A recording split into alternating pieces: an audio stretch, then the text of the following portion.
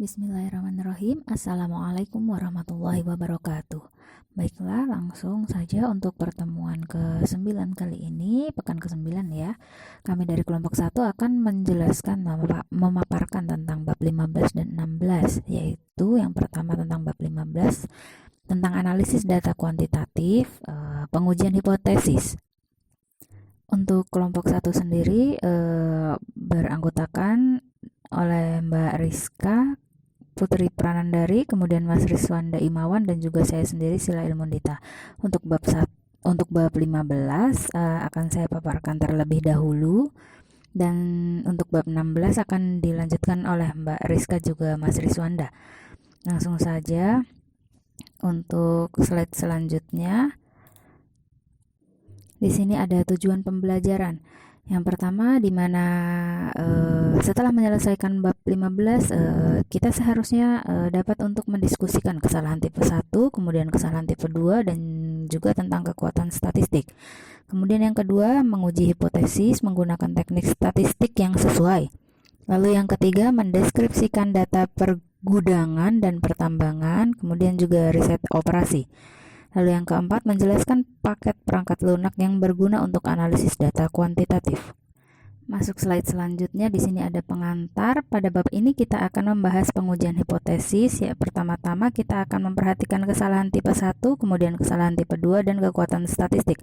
Kemudian di sini akan membahas berbagai uji statistik univariat dan bivariat yang dapat digunakan untuk menguji hipotesis.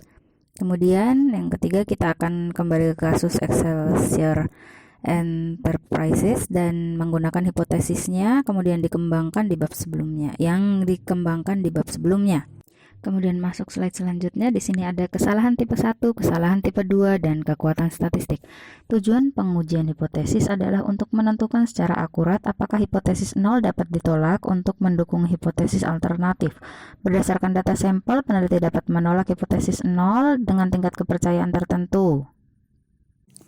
Kemudian ada dua jenis kesalahan, yaitu yang pertama kesalahan tipe 1 dan kesalahan tipe 2. Kesalahan tipe 1 di sini disebut sebagai alpha, adalah probabilitas untuk menolak hipotesis 0 padahal hipotesis tersebut benar. Dalam contoh Excelsior Enterprises yang diperkenalkan di bab 14, kesalahan tipe 1 akan terjadi jika kita menyimpulkan berdasarkan data bahwa kelelahan mempengaruhi niat untuk pergi, padahal sebenarnya tidak. Kesalahan tipe 2 disebut sebagai beta, yang mana adalah probabilitas kegagalan untuk menolak hipotesis 0 karena hipotesis alternatif sebenarnya benar. Misalnya di sini menyimpulkan berdasarkan data bahwa kelelahan tidak mempengaruhi niat untuk pergi, padahal kenyataannya memang demikian. Konsep penting ketiga dalam pengujian hipotesis adalah kekuatan statistik, yang mana kekuatan statistik di sini atau hanya kekuatan adalah probabilitas untuk menolak hipotesis 0 dengan benar. Dengan kata lain, kekuatan adalah probabilitas yang bersifat statistik signifikansi akan kemudian ditunjukkan. Kekuatan statistik di sini bergantung pada alfa, kemudian ukuran efek, dan juga ukuran sampel. Masuk slide selanjutnya, untuk judul memilih teknik statistik yang tepat.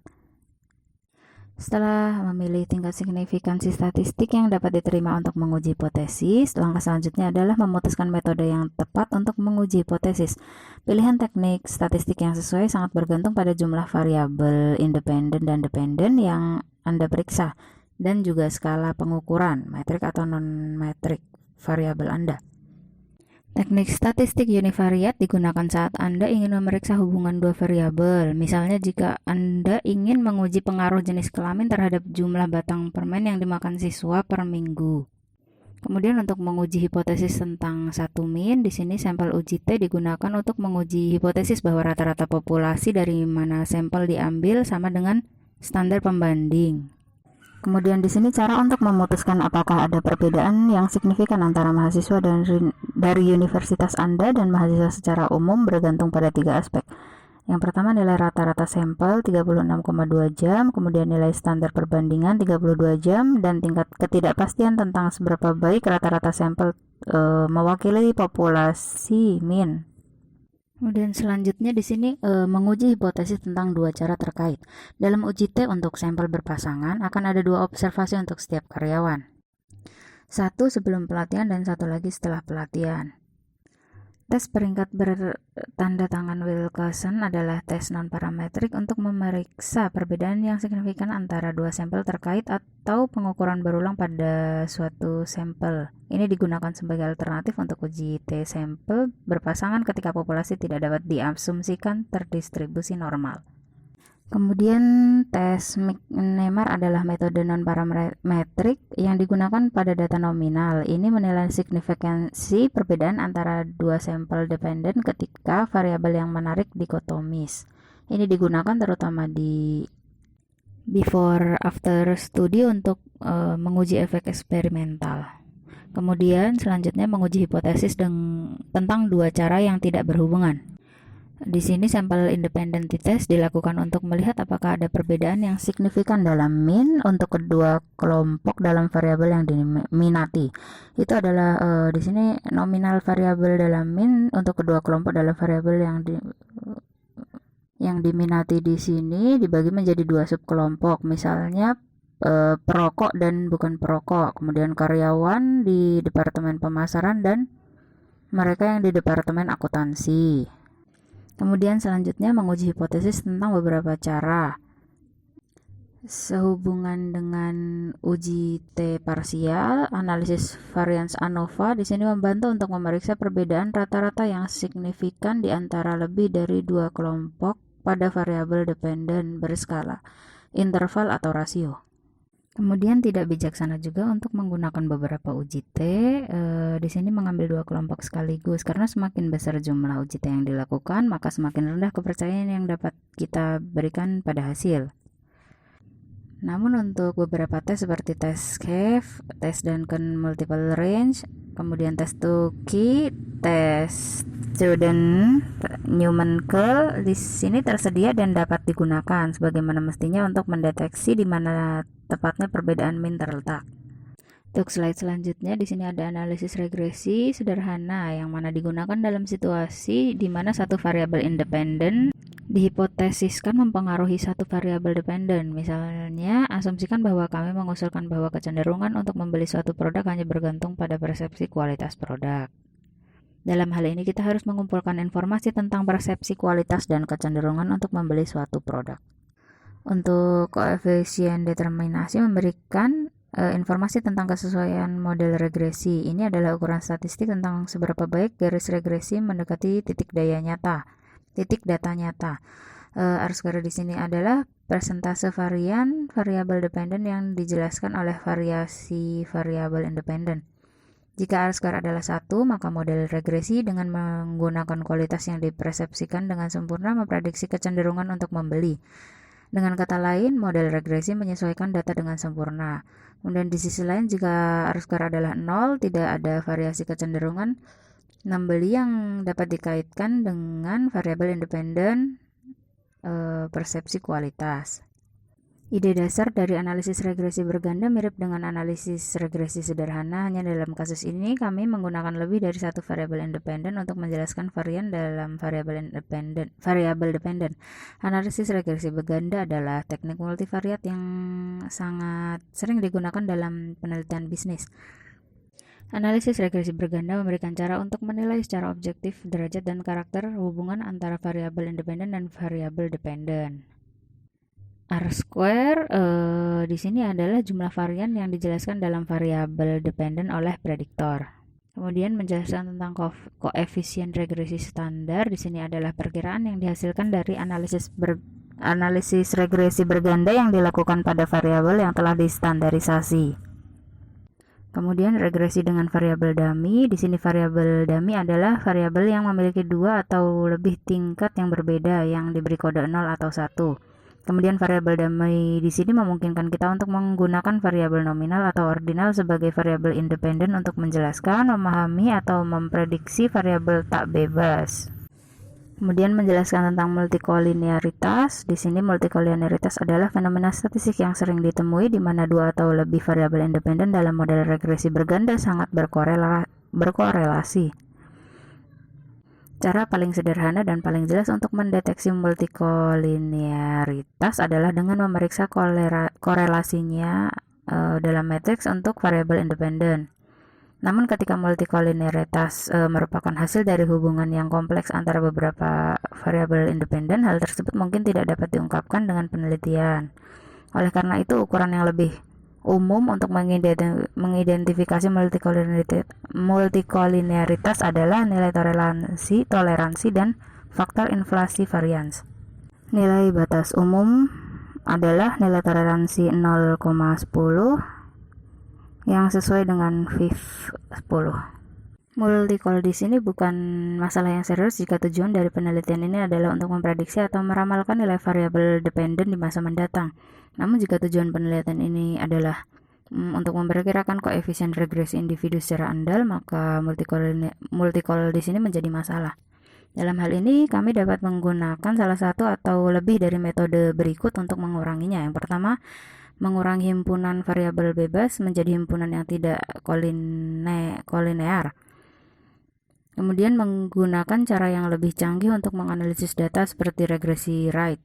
Kemudian membuat variabel baru yang merupakan gabungan dari variabel berkorelasi tinggi. Kemudian menjelaskan tentang pengujian moderasi menggunakan analisis regresi. Efek interaksi ya. Di sini misalkan kita telah mengembangkan hipotesis yang mana satu penilaian mahasiswa terhadap perpustakaan universitas dipengaruhi oleh penilaian mahasiswa terhadap komputer di perpustakaan. Artinya di sini kami percaya bahwa hubungan antara penilaian komputer di perpustakaan dan penilaian perpustakaan dipengaruhi oleh kepemilikan laptop. Maka kami berhipotesis lagi bahwa hubungan antara penilaian perpustakaan dan penilaian komputer di perpustakaan dimoderasi berdasarkan kepemilikan laptop. Kemudian slide selanjutnya ada pengujian dan analisis multivariasi lainnya. Untuk analisis diskriminan di sini membantu mengidentifikasi variabel independen yang membedakan variabel dependen yang berskala nominal. Kombinasi linear variabel independen menunjukkan fungsi diskriminatif yang menunjukkan perbedaan besar yang ada pada dua min kelompok. Dengan kata lain di sini, variabel independen diukur dengan interval atau rasio skala mendiskriminasikan kelompok-kelompok yang tertarik untuk belajar. Kemudian ada regresi logistik yang mana digunakan jika variabel dependennya adalah bukan metrik. Namun ketika variabel dependen hanya memiliki dua kelompok, regresi logistik sering dipilih karena tidak menghadapi asumsi ketat yang dihadapi analisis diskriminan karena sangat mirip dengan analisis regresi. Meskipun analisis regresi dan analisis logistik sangat berbeda dari sudut pandang statistik, keduanya sangat mirip dari sudut pandang praktis. Kemudian ada analisis conjoint yang mana adalah teknik statistik yang digunakan di banyak bidang termasuk pemasaran, manajemen produk, dan riset operasi. Analisis conjoint mengharuskan peserta untuk membuat serangkaian trade-off. Kemudian dalam pemasaran, analisis conjoint di sini digunakan untuk memahami bagaimana konsumen mengembangkan preferensi untuk produk atau layanan. Analisis conjoint sendiri dibangun di atas gagasan bahwa konsumen mengevaluasi nilai suatu produk atau layanan dengan menggabungkan nilai yang diberikan oleh setiap atribut. Kemudian atribut di sini adalah fitur umum produk atau layanan seperti harga, kualitas produk atau kecepatan pengiriman. Nah, setiap atribut di sini memiliki level tertentu. Kemudian menjelaskan tentang ANOVA dua arah yang mana dapat digunakan untuk menguji pengaruh dua variabel independen non-metrik pada satu variabel dependen metrik. ANOVA dua arah memungkinkan kita untuk memeriksa efek utama, tapi juga efek interaksi yang ada antara variabel dependen. Kemudian efek interaksi ada ketika pengaruh satu variabel independen pada variabel dependen bergantung pada tingkat variabel bebas lainnya. Kemudian menjelaskan tentang MANOVA, di sini mirip dengan ANOVA ya, dengan perbedaan bahwa ANOVA menguji perbedaan rata-rata lebih dari dua kelompok pada satu variabel dependen, sedangkan MANOVA menguji perbedaan rata-rata antar kelompok di beberapa variabel dependen secara bersamaan dengan menggunakan jumlah kuadrat dan matriks produk silang. Dalam pengujian MANOVA di sini variabel independen diukur pada skala nominal dan dependent variable pada skala interval atau rasio. Kemudian menjelaskan tentang korelasi kanonik yang mana menguji hubungan antara dua atau lebih variabel dependent dan beberapa variabel independent. Misalnya korelasi antara serangkaian perilaku kerja dan pengaruhnya terhadap serangkaian faktor kerja. Fokus di sini adalah untuk menggambarkan profil perilaku kerja yang dengan kinerja yang menghasilkan produksi berkualitas tinggi. Singkatnya, di sini beberapa teknik univariat, bivariat, dan multivariat tersedia untuk menganalisis data sampel. Menggunakan teknik ini memungkinkan kita untuk mengeneralisasi hasil yang diperoleh dari sampel populasi secara luas. Kemudian masuk ke slide selanjutnya, ada usaha luar biasa untuk pengujian hipotesis. Yang mana di sini R-square dari regresi pertama adalah 0,172 dan model di sini signifikan secara statistik. Kemudian R-square dari model kedua sejumlah 0,264, kemudian juga signifikan secara statistik. Kemudian untuk R-square model terakhir yaitu model 3 adalah 0,577 dan juga signifikan secara statistik. Kemudian untuk interpretasi dan rekomendasi keseluruhan kepada Presiden, di sini Presiden disarankan untuk memperbaiki ketidakadilan dalam sistem jika memang ada, atau untuk kesalahan persepsi yang jelas tentang ketidakadilan jika ini benar-benar terjadi. Untuk memperkaya pekerjaan karyawan, Presiden di sini mungkin untuk ingin mengingat tujuan berikut. Yang pertama, mengurangi repetitif kerja. Yang kedua, meningkatkan perasaan, kemudian pengakuan dan pencapaian karyawan. Lalu yang ketiga, memberikan peluang untuk kemajuan karyawan, misalnya promosi ke pekerjaan yang membutuhkan lebih banyak keterampilan. Lalu yang keempat, di sini memberikan peluang untuk pertumbuhan karyawan, yaitu peningkatan keterampilan dan pengetahuan tanpa promosi kerja. Kemudian masuk ke slide selanjutnya. Di sini beberapa paket perangkat lunak yang berguna untuk analisis data. Yang pertama ada LISREL yang dirancang untuk memperkirakan dan menguji struktur model persamaan. Model persamaan struktural adalah model statistik yang kompleks dari hubungan linear antara variabel laten dan variabel nyata. Anda juga dapat menggunakan LISREL untuk melakukan analisis faktor eksplorasi dan analisis faktor konfirmatori. Kemudian ada MATLAB, yang mana adalah program komputer yang pada awalnya dirancang untuk menyederhanakan implementasi rutinitas aljabar linear numerik. Ini digunakan untuk mengimplementasikan algoritma numerik untuk berbagai aplikasi. Kemudian ada M+, yang mana adalah program pemodelan statistik yang menawarkan peneliti berbagai pilihan model, estimator, dan algoritma. Kemudian untuk Qualtrics, program ini memungkinkan pengguna untuk melakukan berbagai jenis pengumpulan data dan data online analysis, kemudian evaluasi karyawan, umpan balik situs web, riset pemasaran dan penelitian kepuasan, dan juga loyalitas pelanggan. SAS di sini adalah sistem produk perangkat lunak terintegrasi yang mampu melakukan berbagai analisis statistik seperti statistik deskriptif, teknik multivariat, dan analisis deret waktu. Karena kemampuannya memang demikian digunakan dalam banyak disiplin ilmu termasuk ilmu kedokteran, ilmu biologi, ilmu sosial, dan pendidikan. Kemudian slide selanjutnya ada SPSS yang mana adalah program manajemen dan analisis data yang dirancang untuk melakukan analisis data statistik termasuk statistik deskriptif seperti plot, frekuensi, bagan, dan daftar, serta prosedur statistik inferensial dan multivariat canggih seperti analisis varian, yaitu ANOVA, kemudian analisis faktor SIS, analisis cluster, dan analisis data kategorikal. Kemudian ada SPSS AMOS, di sini dirancang untuk memperkirakan dan menguji model persamaan struktural. Kemudian ada Stata yang mana adalah paket perangkat lunak statistik bertujuan umum yang mendukung berbagai metode statistik dan ekonometrik, grafik, dan fitur yang disempurnakan untuk manipulasi data, kemudian pemrograman, dan juga manipulasi matriks. Sekian pemaparan untuk bab 15, kemudian bab 16 akan dilanjutkan oleh Mbak Rizka dan juga Mas Riswanda. Waktu dan tempat saya persilahkan.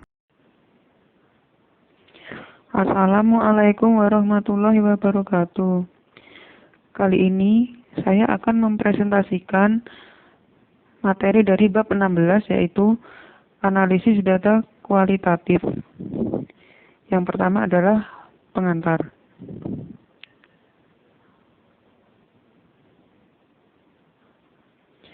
Data kualitatif merupakan data yang berupa kata-kata. Contoh data kualitatif adalah catatan wawancara, transkrip kelompok fokus, jawaban pertanyaan terbuka, transkripsi perekaman video, kisah pengalaman produk di internet atau testimoni, artikel berita, dan juga sejenisnya. Data kualitatif dapat berasal dari berbagai sumber primer atau sekunder seperti individu, diskusi grup fokus, catatan perusahaan, publikasi dari pemerintah, serta data dari internet. Analisis data kualitatif ditujukan untuk membuat kesimpulan yang valid dari data yang dikumpulkan dalam jumlah yang sangat banyak. Selanjutnya, 3 langkah penting dalam analisis data kualitatif. Langkah pertama yaitu reduksi data. Pengumpulan data kualitatif menghasilkan data dalam jumlah besar. Langkah pertama dalam analisis data adalah reduksi data, yaitu melalui pengkodean dan kategorisasi. Pengkodean adalah proses analisis di mana data kualitatif yang telah peneliti kumpulkan direduksi, diatur ulang, dan diintegrasikan ke teori bentuk. Tujuan pengkodean adalah untuk membantu peneliti menarik kesimpulan yang penting tentang data. Kode adalah label yang diberikan ke unit teks yang kemudian dikelompokkan dan diubah menjadi kategori. Pengkodean seringkali merupakan proses berulang. Peneliti mungkin harus kembali ke data penelitian berulang kali untuk meningkatkan pemahaman peneliti mengenai data, yaitu untuk dapat mengenali pola dalam data dan untuk menemukan hubungan antar data, serta untuk mengatur data ke dalam kategori yang koheren. Lalu berikutnya adalah penyajian data. Menurut Miles dan Huberman, penyajian data merupakan aktivitas besar kedua yang harus dilakukan saat menganalisis data kualitatif. Penyajian data melibatkan pengambilan data yang telah dikurangi, lalu menampilkannya dengan cara yang teratur dan padat. Sepanjang garis ini, bagan, matriks, diagram, grafik, frasa yang sering disebutkan, dan atau gambar dapat membantu peneliti untuk mengatur data dan menemukan pola dan hubungan dalam data sehingga penarikan kesimpulan pada akhirnya dapat difasilitasi. Lalu langkah ketiga adalah penarikan kesimpulan. Penarikan kesimpulan merupakan kegiatan analitis terakhir dalam proses analisis data kualitatif. Ini merupakan inti dari analisis data. Pada titik inilah peneliti menjawab pertanyaan penelitian dengan menentukan apa arti dari tema yang diidentifikasi. Dengan memikirkan penjelasan untuk pola dan hubungan yang diamati, atau dengan membuat kontras serta perbandingan. Selanjutnya adalah keandalan dan validitas. Yang pertama adalah keandalan atau reliabilitas. Penting bahwa kesimpulan yang telah peneliti tarik diverifikasi dengan satu atau beberapa cara. Artinya, peneliti harus memastikan bahwa kesimpulan yang diperoleh dari data kualitatif merupakan kesimpulan yang masuk akal, dapat diandalkan, serta valid. Keandalan dan validitas memiliki arti yang sedikit berbeda dalam penelitian kualitatif dibandingkan dengan penelitian kuantitatif. Keandalan dalam analisis data kualitatif meliputi reliabilitas kategori serta reliabilitas interjudge. Reliabilitas kategori berkaitan dengan sejauh mana hakim atau peneliti dapat menggunakan definisi kategori untuk mengklasifikasikan data kualitatif. Sedangkan reliabilitas interjudge dapat didefinisikan sebagai tingkat konsistensi antara pembuat kode yang memproses data yang sama. Selanjutnya akan disampaikan oleh Saudara Riswanda. Baik, di sini saya akan melanjutkan presentasi dari Mbak Rizka, yaitu ada validitas. Validitas dalam analisis kualitatif itu mengacu pada sejauh mana hasil dari penelitian secara akurat, kemudian mewakili data yang dikumpulkan, ada validitas internal, dan dua, dapat digeneralisasikan atau ditransfer ke konteks atau pengaturan lain seperti validitas eksternal. Nah, selanjutnya dua metode yang telah dikembangkan untuk mencapai validitas dalam penelitian kualitatif. Nah, ini ada dua. Yang pertama, mendukung generalisasi dengan hitungan peristiwa. Hal ini dapat mengatasi kekhawatiran umum tentang pelaporan data kualitatif, seperti penelitian terlalu banyak memberi perhatian pada sejumlah peristiwa dengan mengorbankan peristiwa yang lebih penting dan umum. Kemudian yang kedua ada memastikan keterwakilan kasus dan masuknya kasus yang menyimpang, kasus yang mungkin bertentangan dengan teori. Nah, pemilihan kasus yang menyimpang memberikan ujian kuat bagi teori si penelitian tersebut. Nah, kemudian di sini ada D ya, beberapa metode lain. Nah, selanjutnya ada analisa konten. Nah, analisa konten merupakan metode penelitian observasi yang digunakan untuk mengevaluasi secara sistematis isi simbolik dari semua bentuk komunikasi yang direkam. Nah, kemudian analisis konten dapat digunakan untuk menganalisis surat kabar, situs web, iklan, rekaman, wawancara, dan sejenisnya. Metode analisis ini memungkinkan penelitian untuk menganalisa dalam jumlah besar informasi tekstual dan secara sistematis mengidentifikasi propertinya seperti keberadaan kata, konsep, karakter, tema, atau kalimat tertentu. Nah, untuk melakukan analisis isi pada suatu teks tersebut dikodekan ke dalam kategori-kategori dan kemudian dianalisis menggunakan analisis konseptual atau analisis relasional. Nah, selanjutnya analisis naratif. Analisis naratif ini merupakan pendekatan yang bertujuan untuk mendapatkan dan meneliti kisah-kisah yang kita ceritakan tentang diri kita sendiri dan implikasinya bagi kehidupan kita. Nah, data naratif ini sering dikumpulkan melalui wawancara. Wawancara ini dirancang untuk mendorong peserta mendeskripsikan kejadian tertentu dalam konteks riwayat hidupnya. Nah, selanjutnya ada induksi analitik. Induksi analitik ini merupakan pendekatan analisis data kualitatif di mana penjelasan universal fenomena dicari dengan pengumpulan data kualitatif ya, sampai tidak ada kasus yang tidak sesuai dengan penjelasan hipotesis dari suatu fenomena yang ditemukan. Induksi analitik dimulai dengan definisi dari suatu masalah. Nah, kemudian ada big data.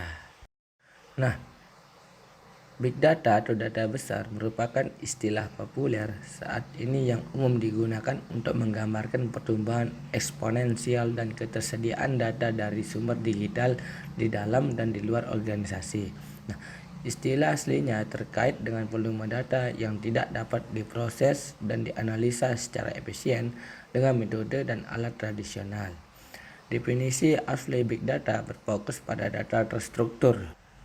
Tetapi, sebagian besar penelitian dan praktisi telah menyadari bahwa banyak informasi berada dalam data besar, tidak terstruktur atau semi terstruktur seperti teks yang ada di pikiran weblog, Twitter, dan Facebook. Nah, gambar climaxtric atau video. Nah, teknologi baru memiliki kemampuan untuk mengukur, merekam, dan menggabungkan data tersebut, dan itulah sebabnya data besar memiliki potensi besar untuk membuat kemajuan cepat dalam banyak disiplin ilmu dan meningkatkan pengambilan keputusan dalam organisasi.